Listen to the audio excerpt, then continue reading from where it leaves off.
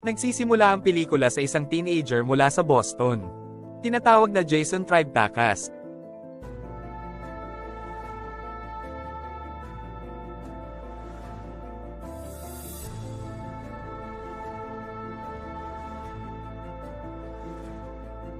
Habang pumipili ng mga DVD, biglang may nakita si Jason sa isang storage room, kung saan inilalagay ang mga artifact, at interesado sa isang gintong tauhan na nakahiga sa sahig. Ipinaliwanag ni Hop na naroon na ang mga tauhan. Simula nang buksan ng lolo niya ang tindahang iyon, na 100 taon na ang nakalipas. Nag-add din siya, na ang kanyang lolo ay naghihintay ng isang lalaki na dumating. Kunin mo, upang ibalik ito sa nararapat na may-ari. Ngunit hindi dumating ang lalaki. Kinikilala ni Jason ang mga tauhan, and claims na nakita na niya ito dati. Pero hindi siya pinapansin ni Hop, at inihatid siya palabas ng storage room. Nag-aalok kay Jason ng 5 Bruce Lee na pelikula, para sa napakababang presyo.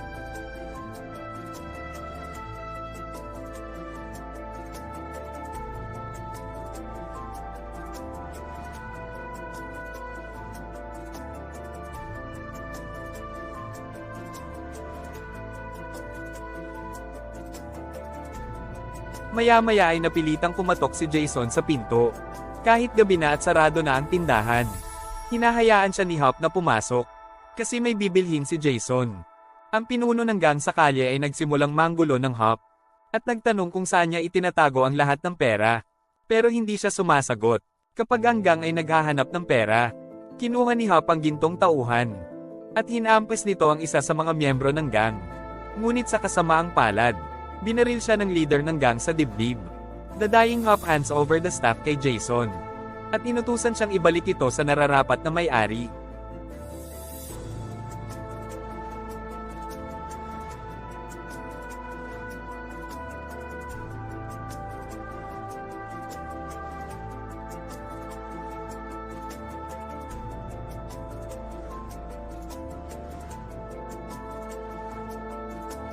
Makalipas ang ilang sandali, dumating ang mga nakabaluti na sundalo sa nayon, at magsimulang umatake. Walang awa ang mga tao. Chase ang pagtatangkang tumakas, ngunit pagkatapos, inspired ng mga sundalo at sinimulan na nila siyang habulin. Nakilala ng mga sundalo ang mga tauhan, at subukang ilayo ito sa kanya. Buti na lang ligtas siya ni Luyan, isang lasing na lalaki na lumalabas na isang napakahusay na manlalaban.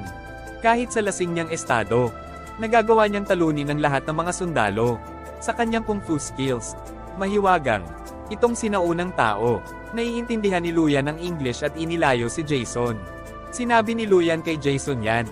Dumaan siya sa gate ng walang gate, dahil may dala siyang napaka-espesyal, na siyang gintong tauhan. Louie at saka nagbunyag ng kwento. Ngunit ang tunggalian, sa pagitan ng hari ng unggoy at ng Jade Warlord. Ang staff ay kay Monkey King, at dapat ibalik sa kanya, para tapusin ang ulan ng Jade Warlord. Ang hari ng unggoy ay minsang hindi napigilan, at nagawang talunin ang lahat ng hukbo ng Jade. Isang beses bawat 500 taon. Ang Jade Emperor ay nag-ho-host ng isang kaganapan, kung saan ibinabahagi ang elixir ng immortalidad. Bigla, dumating ang hari ng unggoy nang hindi inanyayahan, at ginawang galit ang Jade Roller. Hiniling niya na yumukod sa kanya ang hari ng unggoy. Ngunit naglaro sa halip, ang galit na Jade Warlord. Pagkatapos ay hinahamon siya sa isang tunggalian, para patunayan kung sino ang pinakamalakas. Pagkatapos ng ilang pagtatangka, kahit na pagkatapos gamitin ang kanyang mga magic spells, napagtanto iyon ng Jade Warlord. Hindi niya kayang talunin ang hari ng unggoy, kasama ang kanyang mga tauhan. Pagkatapos ay nilinlang niya ang hari ng unggoy na itabi ang kanyang mga gamit, at labanan siya, kamao laban sa kamao. Pumayag ang sobrang kumpiyansa na hari ng unggoy na gawin ito. Ngunit pagkatapos ay ang Jade Warlord casted kanyang spell. Naging sanhi ng pagbabago ng hari ng unggoy sa isang bato. Rebulto gayunpaman.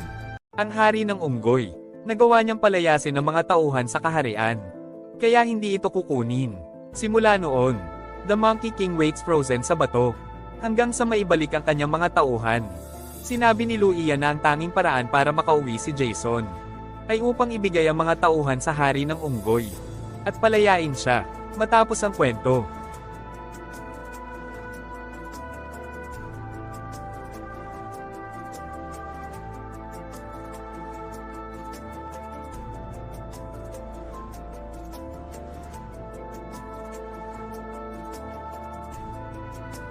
Kapag na-corner sila, tinutulungan sila ng isang batang babae na tinatawag na Golden Sparrow. At lahat sila ay nakatakas mula sa hukbo, sa pamamagitan ng kagubatan, kasama ang mga ninakaw na kabayo. Hindi kasama si Luyan. Bilang paglalakbay sa 5 elementong bundok, tumatawid sa mga disyerto, kung saan wala siyang makukuhang alak doon. Sinasabi niya na ang alak ang kanyang pinagmumulan ng kapangyarihan. At wala ito, siya ay wala. Hindi hahayaang mawala si Luyan. Hiniling ni Jason kay Luyan na turuan siya ng kung fu. Sinimulan niya ang kanyang unang pagsasanay, sa pamamagitan ng pag-indayog ng mga tauhan sa paligid ng damuhan. Sa kabila, ang Jade Warlord ay alam tungkol sa hitsura ng mga tauhan sa lugar ng kaharian.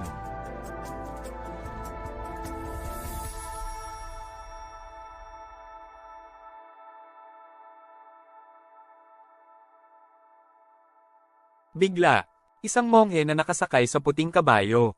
Inaatake siya at ninakaw ang mga tauhan. Hinabol siya ng grupo at nakarating sila sa isang templo. Mag-isang pumasok si Luyan at nakipag-away sa monghe sa templo. Matapos hindi pinansin, lumalabas na. Ang tahimik na monghe ay isa ring hindi kapani-pani walang manlalaban. Pareho silang nagtangkang kunin ng mga tauhan. Kahit ang monghe ay nagpapakitang gilas. Ay preyang mantes kasanayan at tapat, lumalaban sa nakayukong galaw ng tigre. Pagkatapos ng napakahaba at pagod na laban, ang mga tauhan sa huli ay itinapon at nagawang bawiin ni Jason. Pagkatapos ng laban, ibinunyag iyon ng monghe. Siya ay nasa isang misyon upang mahanap ang naghahanap ng mga tauhan. At alamin niyon, si Jason ang lalaking matagal na niyang hinahanap, which makes him surprised at bigla. Tumatawa na parang baliw. Ang monghe ay sumali sa pangkat, at nagpatuloy sila sa kanilang paglalakbay patungo sa bundok. Nimula ng mangkukulam na tanungin ang may-ari ng tindahan. Dati binisita ni Luya at Jason upang mahanap ang kanilang kinaroroonan. Habang naglalakbay sila sa bundok, nagpasya si Luya at ang monghe na turuan si Jason kung fu sa daan. Pero parang kailangan pa ng practice ni Jason. Dahil madali siyang bugbugin ng kanyang mga guro, mabilis ang panahon, at si Jason ay patuloy na nagsasanay ng husto, upang maging isang mas mahusay na bersyon ng kanyang sarili. Isang araw, kapag tinanong ang Gintong Maya tungkol sa kanyang mga magulang, ibinunyag niya iyon. Ang kanyang ama ay dating opisyal ng gobyerno, na sumalungat sa Panginoon ng digmaan. Dahil doon, ipinadala ng warlord ang kanyang mga sundalo, upang maalis ang mga tao na laban sa kanya. Isa sa kanila ay ang kanyang mga magulang. Gusto niyang maghayganti sa pagkamatay ng kanyang mga magulang. At lahat ng nayon ay winasak ng warlord. Confident siya dahil nilagyan siya ng J. Dart na kayang pumatay ng walang kamatayang nilalang. Sa wakas ay nakarating na sila sa disyerto. At magsimulang maglakad dito, nagpasya silang huminto at magpahinga sa isang kuweba. Maghintay sa Wednesday. Sa susunod na araw, ipinagpatuloy nila ang kanilang paglalakbay at kulang na sila ng tubig.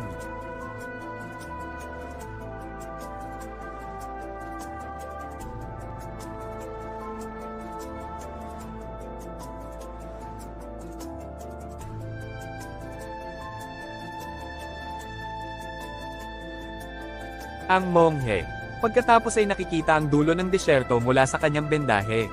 Sa tuktok ng bato, pagkatapos tumawid sa disyerto, nakaharap sila ng mangkukulam at ng kanyang hukbo. She offer na iuwi si Jason at palitan ng tauhan. Pero tumanggi siya. Siya rin. Mga vilya sa dingding. O ipinangako sa kanya ang elixir ng immortalidad. Kung ihahatid niya ang armas. Kaya inutusan niya ang kanyang mga sundalo na salakayin ng grupo. Nagagawa nilang talunin ng ilan sa kanyang mga sundalo. Ngunit patuloy na dumarating ang mga sundalo. Kaya nagpasya silang tumakas sa pinakamasamang hinihiling.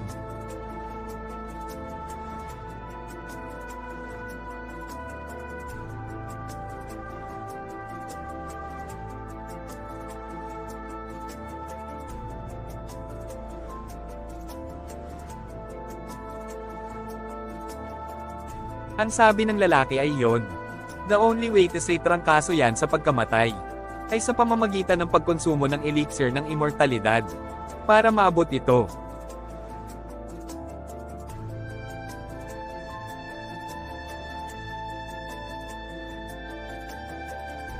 Tinanggihan ni Jason ang mungkahi ni nanay. At sinabi na kailangan nilang pumunta ngayon para mailigtas si Luya. Sa susunod na araw, nagpasya si Jason na pumunta sa Jade Palace mag-isa. Tuluyan na siyang nakarating sa tarangkahan ng palasyo. At pinayagan siya ng hukbo na makapasok. Matapos buhatin ang gintong tungkod, nag-aalok si Jason na ibigay ang gintong tungkod sa Panginoon ng digmaan. At palitan ng elixir. Ngunit dahil mayroon lamang isang elixir, at pinupuntirya din ito ng mangkukulam, he suggests na magduo ang bruha at si Jason. Walang kapantay si Jason sa mangkukulam. At madali niyang natalo siya. Pagkatapos ay ipinasa niya ang gintong tungkod sa Panginoon ng digmaan. Bago pa siya mapugutan ng ulo. Ang hukbo sa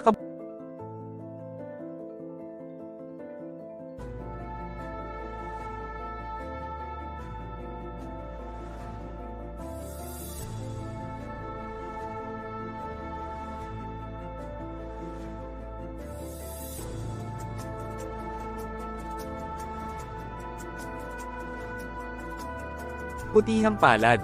Nakuha ng monghe ang mga tauhan sa oras at labanan ng Panginoon ng digmaan.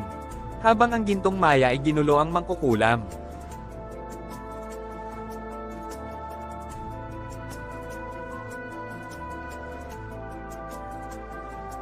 Inaaway ni Lian ang mangkukulam, habang ang unggoy ay nakikipaglaban pa sa warlord. Sa huli, nagawang bitin ng unggoy ang mga tauhan kay Jason. At ginagamit niya ito para masira. Libre ang hari ng unggoy. Ito pala, the monkey is actually clone ng Monkey King. Habang siya ay nagiging hibla ng kanyang buhok, kapag ang hari ng unggoy ay nakikipaglaban sa warlord.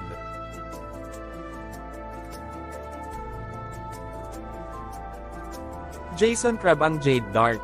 At sa wakas ay pinigilan ng warlord kasama nito, na pumatay sa kanya bago siya mahulog sa apoy ng impyerno.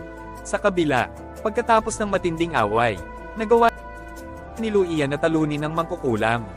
At itinapon siya sa gilid ng balkonahe. Pagkatapos ng laban, ang Jade Emperor bumalik mula sa kanyang 500 taon ng pagmumuni-muni. At pinupuri si Jason sa pagtupad ng propesya. Hiniling niya sa Jade Emperor na buhayin ang gintong maya. Ngunit tumanggi siya dahil sinakiyan na niya ang kanyang sariling kapalaran. Pagkatapos ay niyakap niya ang kanyang guro sa huling pagkakataon. At pinabalik niya sa Boston. Nagising siya sa semento kung saan siya nahulog mula sa bubong. Bumaba ang barkada para salakayin siya. Ngunit sa pagkakataong ito, mas malakas siya at madaling talunin ng leader ng gang. Nakaligtas si Hop sa putok ng baril at bomb ulong kay Jason. Siyempre nabubuhay ako, immortal ako. Bago siya dinala sa ambulansya, may nakilala ring babae si Jason. Nakamukhang kamukha ng gintong maya. Pinupuri niya siya sa pagiging matapang. At nagtatrabaho siya sa tindahan sa kabilang kalye. Pangalanan ng gintong maya. Sa pagtatapos ng pelikula, nagpasya si Jason na patuloy na magpraktis ng kung fu. At pinagbubuti ang kanyang husay sa pakikipaglaban.